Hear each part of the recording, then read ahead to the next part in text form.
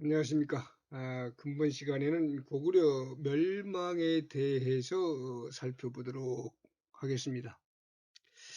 고구려 멸망에 대한 어떤 그 전체적인 순서는 수단과의 전쟁 개관으로부터 3차 연개소문이 죽고 나서 이제 고당 전쟁 순으로 이렇게 살펴보도록 하겠습니다.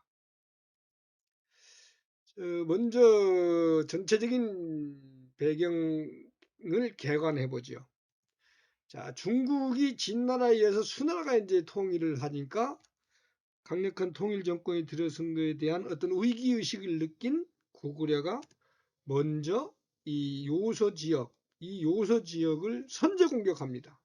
그 수나라가 다시 반격을 하는데 수문제의 30만 대군으로부터 수양제의 1, 2, 3차 공격까지 해서 계속 공격을 해옵니다.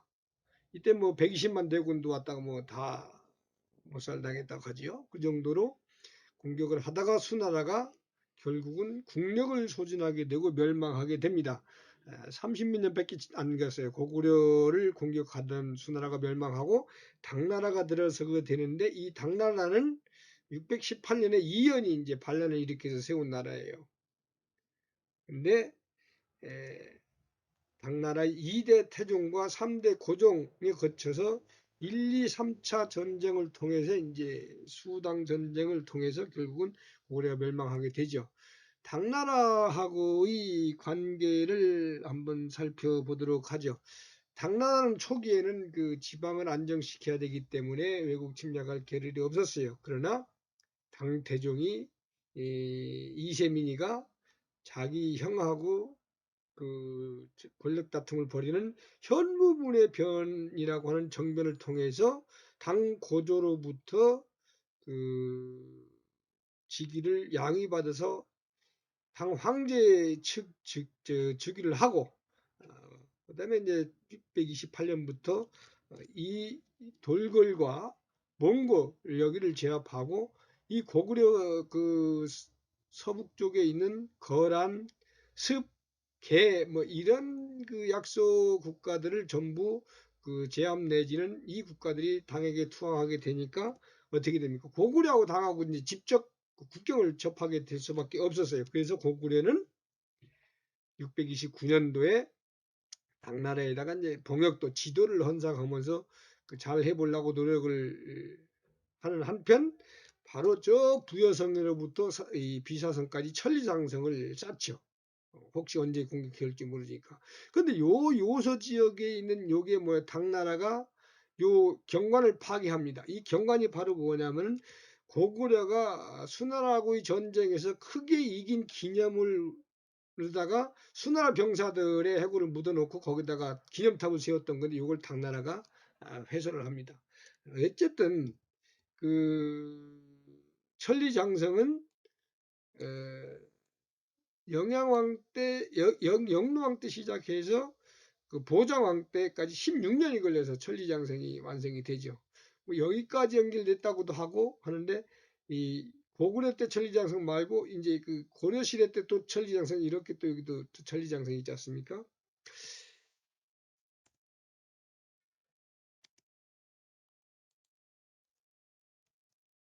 이제 그 당나라의 침략 준비 상황을 한번 보죠. 당나라는 그 고구려를 치고 싶었으나 수나라가 멸망한 과거를 보면서 좀 고민하고 있어요. 그러면서 진대덕을 파견합니다. 진대덕은 뭐냐면 군사 정보물 수집하는 애예요. 그래서 자기는 여행을 좋아한다고 하면서 그 요동반도 쪽에 있는 거기로부터 그 북쪽까지 있는 성곽들을 전부 돌아다녀가면서 이제 이저 일로 들어오 그 중국 그 뭐야 고구려 성내로 들어온 겁니다.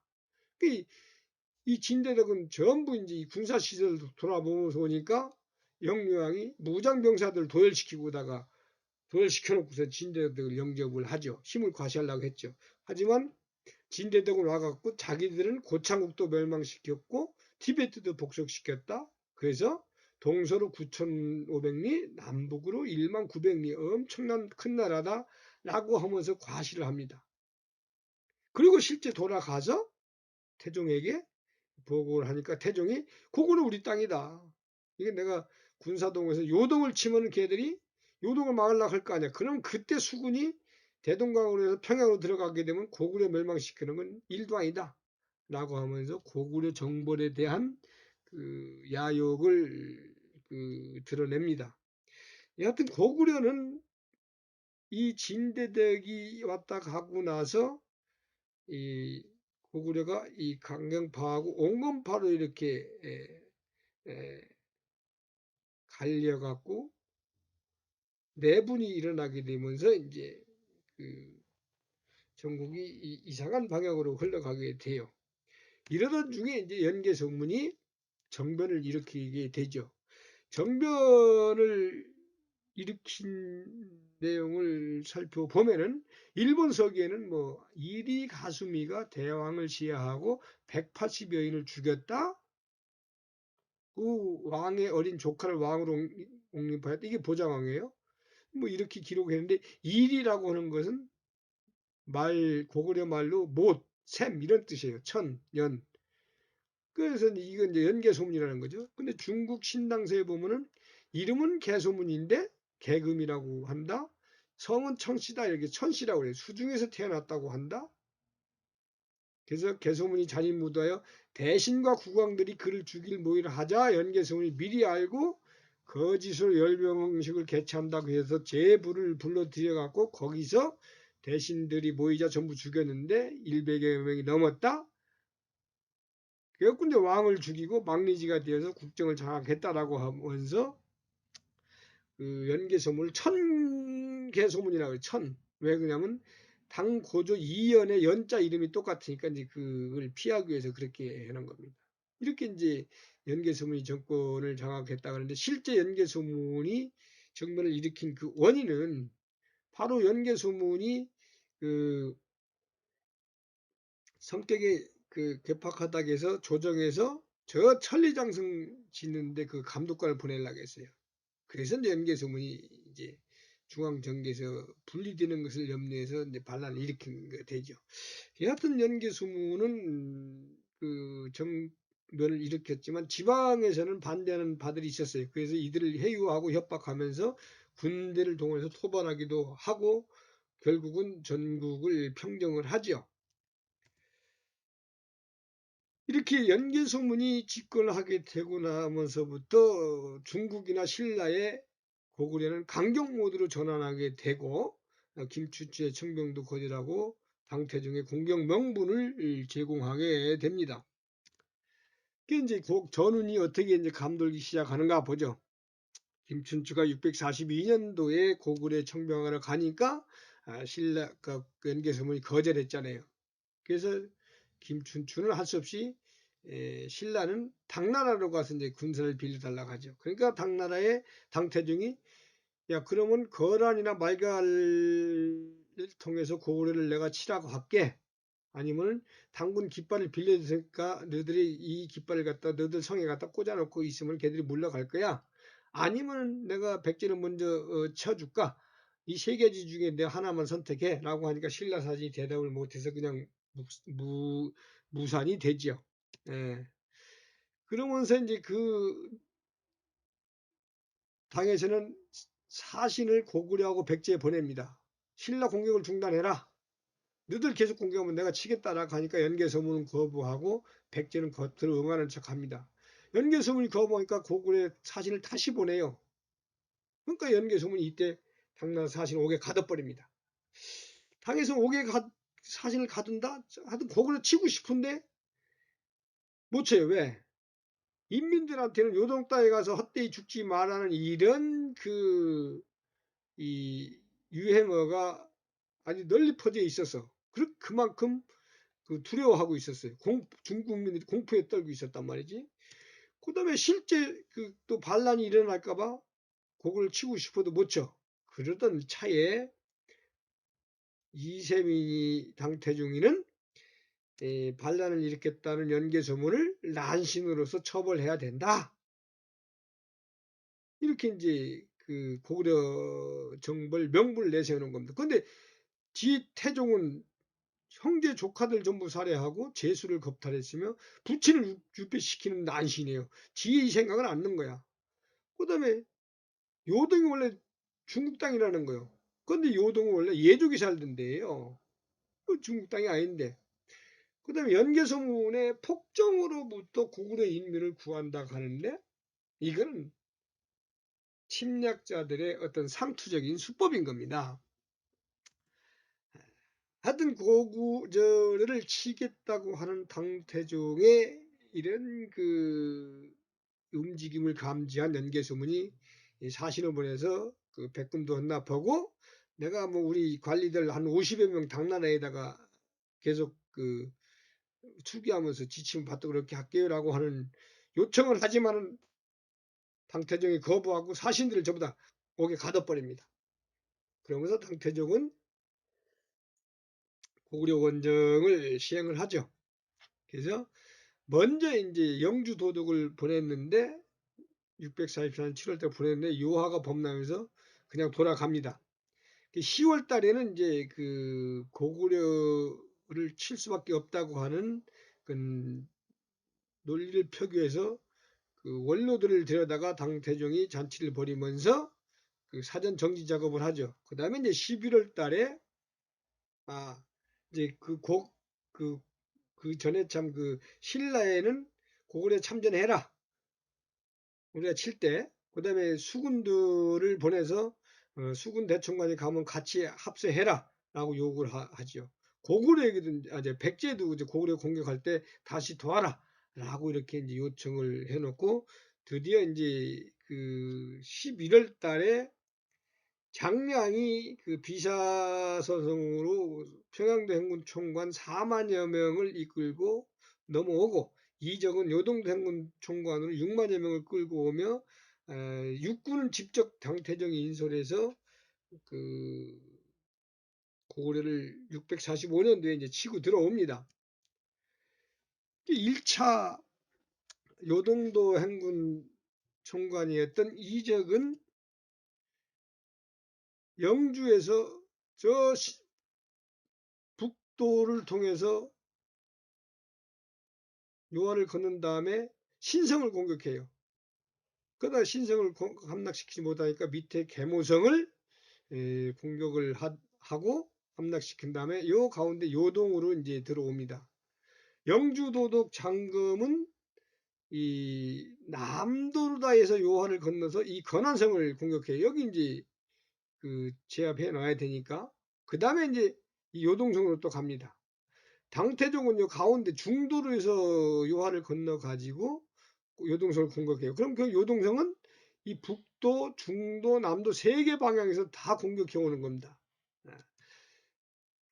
그 실제 태종은 자기가 건넌 다리를 다 소확해요. 뭐 결연한 의지로 요동성을 공격하겠다는 거죠. 그 다음에 장량의 평양도 행군 총관은 바로 이 수군을 이끌고 비사성을 그 함락시킨 다음에 북진해서 건안성을 포위하죠. 이에 고구려는 그 신성을 구원하려다가 구원하지 못하고 요동성하고 이 백암성 구원하려다가 요거 또 구원을 못하고 오골성에서 공격을 하려고 하다가 이것도 이제 공격을 못하니까 공격이 아니고 이제 그 저지를 못하니까 이 고연수 등 이 고구려 그 장수들이 15만 명의 정예 병력을 이끌고 직접 그 이 서북부를 구원하기 위해서 나갑니다. 그런데 이제 나갔을 때 이 안지성 교회에서 이제 당군하고 부딪혀요. 여기서 직접 붙지 말았는데 직접 붙어갖고 크게 패합니다. 그래서 이제 크게 패하게 되면서 요동성이 결국은 함락이 되죠. 못 구하고. 이때도 당나라 군대가 화공작전에서 섬 안에 불이 나서 이제 이게 함락이 된 겁니다. 전력이 급격하게 약화되고 하니까 이제 함락이 되고 이제 당군은 어떻게 됩니까? 이제 안시성을 공격하죠. 안시성은 요동성과 달리 산성이에요. 당군 공격에도 잘 버팁니다. 포차, 운제, 당차 이런 걸 공원해서 통동원하지만 잘 버티게 되니까 이 15만 병력 끌고 갔다가 항복했던 고현수, 고혜진이 놔두고 평양 공격하자라고 하지만 당태종은 수나라의 전체를 밟지 않으려 거절을 하죠. 그리고 이제 그 안시성을 무너뜨리기 위해서 똑같은 그 높이의 산성 토산을 쌓지만 그게 무너지면서 이 토산을 다시 양만춘이 점령해갖고 오히려 당군을 괴롭힙니다.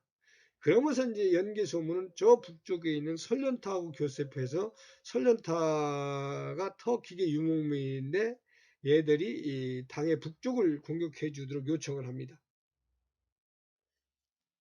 당태종은 설련타의 침공 때문에 할 수 없이 안시성을 함락시키지 못하고 이제 철군을 하게 됩니다.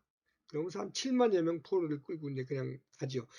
그래서 이제 그 안시성 전투를 놓고 보면은 당태종이 세운 토사는 50만 명이 60일 동안 축성했다고 하죠.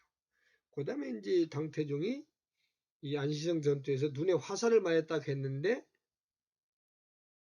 이것은 고려말 2세기 그 시에서 그 다음에 조선 후기 노가제가 천산시에서 얘기한 걸로 그 사료에는 나타나 있지 않습니다.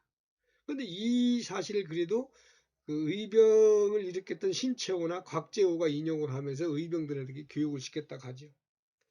그리고 실제 이제 사료에 되어 있는 것은 당태종이 고구려를 공격했다가 상당히 후회했다는 이야기가 그 기록에 남아 있고 645년도 3월달에 입고 왔던 그 전투복 갑옷을 10월달에 그 가서야 벗었다고 하니까 얼마나 그 고생을 했고 그에 따른 복수심이 컸는가를 알 수가 있겠죠.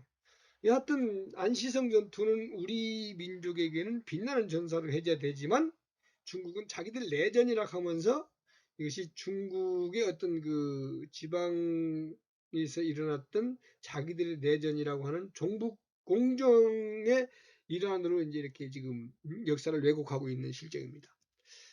이렇게 해서 이제 그 1차 공격이 무의미로 끝나자 당군은 그 우선 돌아가서 우선 북방의 설련타를 공격해서 무너뜨린 다음에 고구려는 안 되겠다, 소규모로 쳐야 되겠다 해서 소규모 연속 공격을 계획해서 공격을 합니다. 이것이 이제 그 647년도 5월, 47년도 7월, 48년도 4월 해서 뭐 압록당 박장성까지 왔다 갔다 하면서 이 요령성을 치고 빠지고 막 계속 이렇게 합니다. 참 피곤한 거죠. 한 뭐 3천에서 뭐 1만 정도씩 됐고. 그러면서 이제 48년 6월 달에 당태종이 다시 고구려 원정 계획을 발표합니다. 30만 명을 동원해서 해로로 가서 칠 테니까 군량을 준비해놔라. 2년 동안 먹을 걸 다 해놔라고 임무를 줘놔요. 당태종이. 그러니까 이거를 눈치챈 그 연개소문이 당나라에다가 어떻게 합니까? 그 사신을 파견하면서 화해를 타진하지만 거절당하죠. 그러니까 고구려는 천리장성을 빨리 완공을 하고 각지성을 개축하면서 전쟁 준비를 해요. 그러면서 이제 공동 대처국을 구해야 될 거 아니에요. 이것이 바로 터키, 투르크 쪽입니다. 그래서 터키에서는 지금도 우리를 형제국으로 이렇게 생각을 해요. 우리는 역사를 안 가르치니까 잘 모르고 있는데 이게 바로 그 우즈베키스탄에 있는 그 아프랍시아 궁전에 고구려 사신이 갔던 그림이 벽화에 남아있는 거예요. 그런데 이제 당태종은 고구려를 공격을 계획을 해놓고 결국은 죽게 됩니다. 아마도 안시성 싸움에서 패배해서 죽었다는 말이 일리가 있을 수도 있어요. 당분간 이 고구려 전선과 당나라 전선의 소강 상태에 이르지만 그 고구려가 다시 이제 요동 요서 지역에 있던 요서 지역의 거란족들이 그 당군의 세력이 위축이 되니까 왜 당태이 죽으니까 그래서 다시 치고 들어가서 그 거란족들을 또 평정을 하니까 당나라에 와서 또 이 그 구원하기도 해요. 이렇게 이제 고구려가 또 치는 겁니다. 그래서 당 고종은 이렇게 그 동북 지역에 있는 고구려도 공격을 하면서 먼저 저 서돌고 서쪽 지역에 돌고를 또 치고 그쪽에 이제 도읍을 수립을 합니다. 근데 이때 신라에서 다시 또 군대를 빌려달라고 하니까 당에서 아 그래? 그러면 백제를 먼저 친 다음에 이렇게 해야겠다라고 고종이 결심을 하게 되고 백제를 치기 전에 한 2년 전부터 이제 고구려를 또 공격을 합니다. 658년, 659년 막 계속 고구려를 공격해서 고구려가 그 백제를 당나라가 칠 때 지원하지 못하도록 하는 거죠. 견제를. 이렇게 해서 2차 고당 전쟁이 이제 발생이 되게 되는데 2차 고당 전쟁은 당나라가 백제를 660년도에 멸망을 시키잖아요.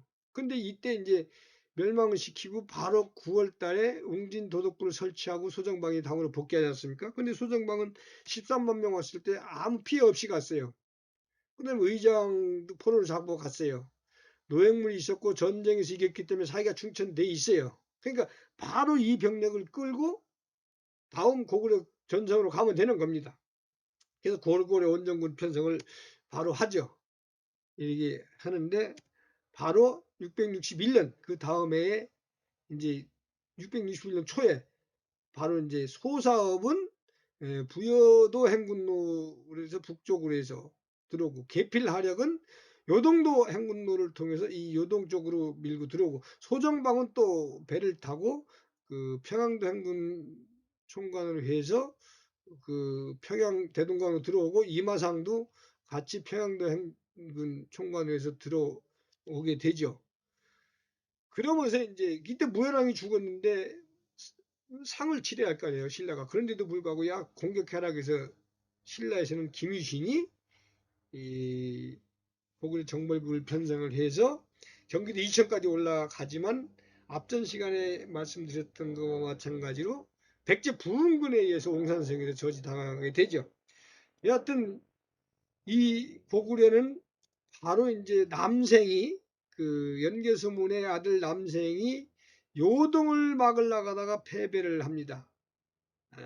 그런데 이때 여기 공격하던 계필하력이 이 철군을 합니다. 왜 그러냐면 이제 그 서부 몽골 지역에서 천력이 반란을 일으켰기 때문에.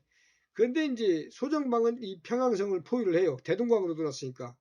그런데 당나라의 이 방요태는 백제 전역에도 왔었어요. 이 고구려 이 북동쪽을 포위하고 있다가 아주 그 연개소문의 공격을 받아서 방요태가 죽고 그 아들들도 13명이나 해서 전사를 하게 되죠. 그런데 이제 그 크게 고구려 역습에 피해를 본 겁니다. 그런데 이제 장기화되면서 이들이 신량이 떨어지게 되고 겨울이 닥쳐오니까 계속 신라에다가 이제 뭘 달라가냐? 군량을 달라가니까 신라 김유신이 군량 4천석, 조 2만 2천석을 싣고 갖다 줘요. 그러니까 이걸 먹고서 바로 겨울이 닥쳐오니까 소정방은 철군을 해버린 겁니다. 답답하죠. 그런데 이때 이제 연개소문이 죽습니다. 연개소문 죽기 전에 결렉승계 조치를 다 해놨어요. 그런데도 권력승계 조치를 다 해놔서 남생은 15세부터 남산 두 번째들도 15세부터 그 크게 이 군권을 장악하고 이렇게 조기에 권력이 이루어진 권력승계가 이루어진 걸 알 수 있어요. 근데 연개소문을 죽으면서 한 사람한테 이렇게 그 권력을 집중시킨 게 아니고 세 사람한테 나눠졌어요. 그러면서 상음계가 협력해서 나간다면은 연씨 집안 대대로 고구려를 장악할 걸로 생각을 했던 거죠. 그렇지만 연개소문의 그 유언 죽으면서 물고기처럼 같이 화합해서 다투지 마라.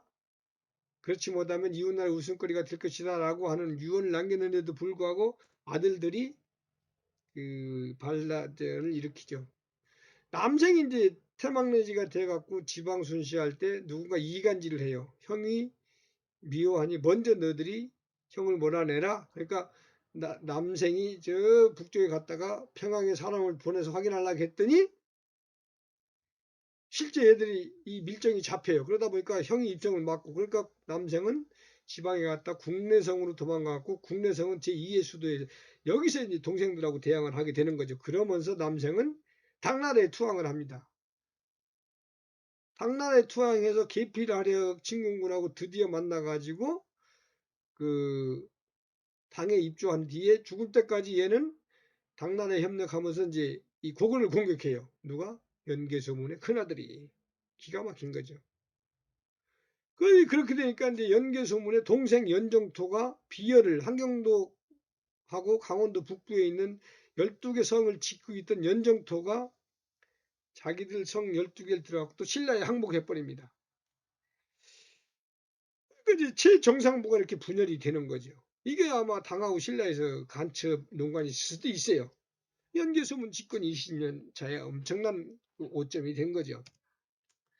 그래서 이제 연개소문이 죽고 나서 이제 666년도에 대규모 원정군이 이제 편성이 돼서 들어옵니다. 이 뭐 다 이런 좋은 기회를 놓칠 리가 없죠. 그런데 신성을 포위해서 이적이 들어오니까 그 성내에 또 투항자가 항상 전쟁을 이래요. 신성 성주를 묶어서 항복을 해버려요. 그다음에 고구려가 그래서 이제 이 남건이 말갈구하고 고구려군을 이용해서 신성을 탄환하려고 하면서 이제 소자를 탈해서 이런 목조성하고 이런 데를 전부 다 그 장악을 하니까 요 국내성에 있던 누가 남건의 형 남생이 또 고립이 되죠. 그러니까 이제 이것을 그 게필라르가 와서 구해줍니다. 그래서 구해줘 갖고 얘들이 일로 이렇게 대행성으로 내려오고, 이적은 신성을 함락한 다음에 요동성을 거쳐서 요골성으로 해서 대행성으로 내려오고, 그다음에 이제 이 신라의 원정군도 여기까지 올라갑니다. 이 뒤에 이때 이제 그 지경하고 개원이라고 하는 당나라가 임명한 신라 장수들이 여기까지 이제 가서 그 만나서 이제 명령을 수령하게 되는 거죠. 그 평양성을 그 포위를 하려고 그래요. 그런데 이때 이제 문무왕은 원하겠으니까 가야죠. 그래갖고 그 문무왕하고 김유신은 한성정, 요 한성정에서 대기하고 있어요. 근데 이때 이 웅진도독 유인하고 그 김인태는 여기서 이 일로 치고 들어가고 이 과거로 이 연령도 지배 지역이 있던 일루단지해서 이 평양성을 들어가려고 합니다. 그런데 이제 겨울이 오게 되니까 이렇게 내려왔던 이적이 철수를 해서 아마도 이 국내성이나 이쪽 어디 가서 이제 겨울을 나고 온 것 같아요. 철수를 하니까 했다가 다시 668년도에 재차 공격을 해서 여름에 이제 공격해서 결국은 그 고구려가 이 평양성에 포위돼서 그 무너지게 되는데, 승려 한때 남생이 그 군사를 일임했다 승려가 또 그 반란을 일으켜갖고 고구려가 무너지게 돼. 이게 완전 내분으로 다 무너지게 된 겁니다. 고구려는.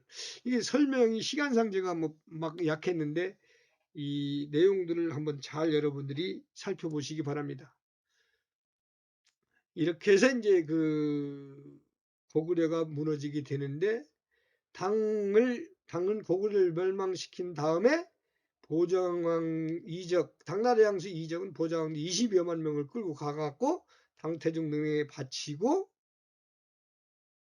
당고종에게 하제 의례를 올린 다음에 벼슬을 주죠. 이게 아주 뭐 치욕적인 거죠. 그다음에 평양에다가 안동도읍을 설치하고 서린길 도호부 그 총괄을 놔둔 다음에 2만 명의 당군을 놔두고 갑니다.